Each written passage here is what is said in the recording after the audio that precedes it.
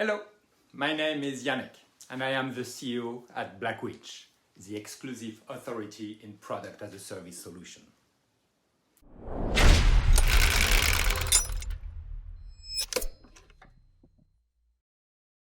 Your customer problems can be solved in a better way with pay-per-use.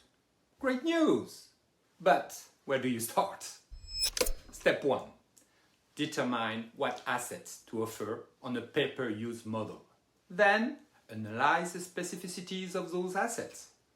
What the average lifespan, what the second-hand market looks like. Step 2. Build a pricing model based on usage behaviors and decide how to charge your customer via a combination of fixed and usage-based fees, or maybe 100% variable, which means no use, no pay. Step 3. Take into account the different risks, including performance, insolvency, cash, obsolescence, balance sheet, and revenue recognition risks. And of course, understand how to mitigate them. Step 4. Track usage to accurately charge your customer. How to collect, analyze, and act on this data.